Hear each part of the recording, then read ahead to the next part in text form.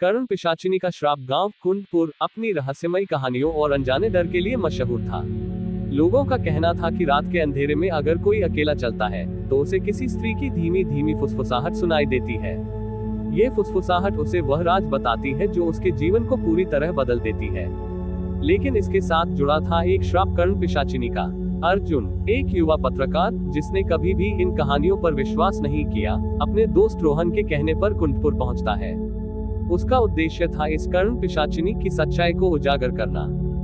गांव के बुजुर्गों ने उसे चेतावनी दी, उसकी आवाज मत सुनना अर्जुन, जो सुनता है वह या तो पागल हो जाता है या मर जाता है। पर अर्जुन ने चेतावनियों को नजरअंदाज किया। एक रात जब वह गांव के सुनसान हिस्से में अकेला चल रहा था, उसे एक अजीब सी फुसफुसाहट सुनाई दी। सुनो अर्जुन, तुम्हारा जीवन एक झूठ है। तुम्हारे पिता ने तुम्हारी माँ की हत्या की थी। ये सुनते ही अर्जुन के पैरों तले जमीन खिसक गई। वह इस आवाज को और सुनने के लिए मजबूर हो गया। अगले कुछ दिनों में उसकी जिंदगी उथल पुथल हो गई।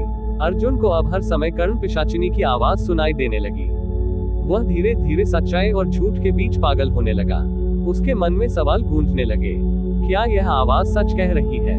क्या वह अपने ही परिवार के खिलाफ जाने की गलती कर रहा है?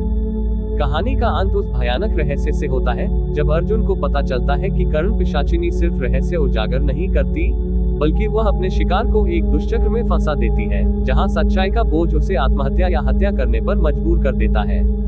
अर्जुन को भी अपने जीवन का सबसे बड़ा फैसला लेना पड़ता है, या तो वह उस श्राप को हमेशा के लिए खत्म करने का तरीका ढूंढे या खुद उस श्राप का हिस्सा बन जाए। सच्चाई का ज्ञान एक वरदान हो सकता है, लेकिन जब इसे सही समय पर और सही तरीके से न जाना जाए तो ये श्राप बन सकता है। कहानी का दूसरा भाग, कर्ण पिशाचिनी का रहस्य। अर्जुन ने धीरे धीरे महसूस किया कि कर्ण पिशाचिनी की फुसफुसाहट केवल एक व्यक्ति को निशाना बनाकर सच्चाई नहीं बताती, बल्कि वह लोगों के भीतर के अंधेरे को बाहर निकालने का साधन है।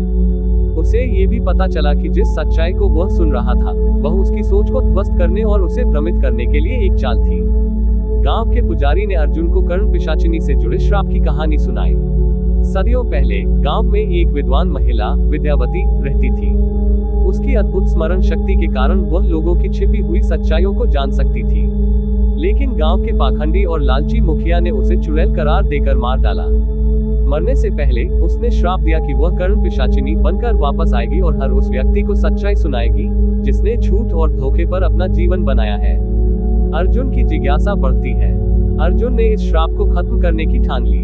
उसे पुजारी ने बताया कि कर्ण पिशाचिनी का श्राप तभी टूटेगा जब कोई व्यक्ति उसकी बात सुनकर उसके द्वारा बताए गए सत्य को पूरी तरह स्वीकार करे और अपने कर्मों को सुधारने का संकल्प ले।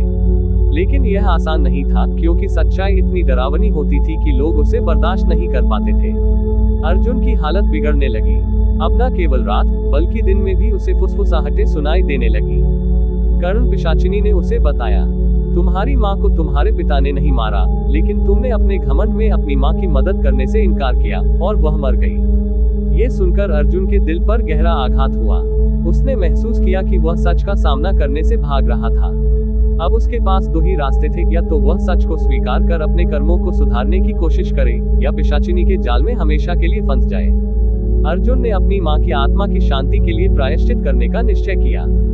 उसने उन सभी को माफ कर दिया जिनसे वह नाराज था और अपने भीतर के डर का सामना किया।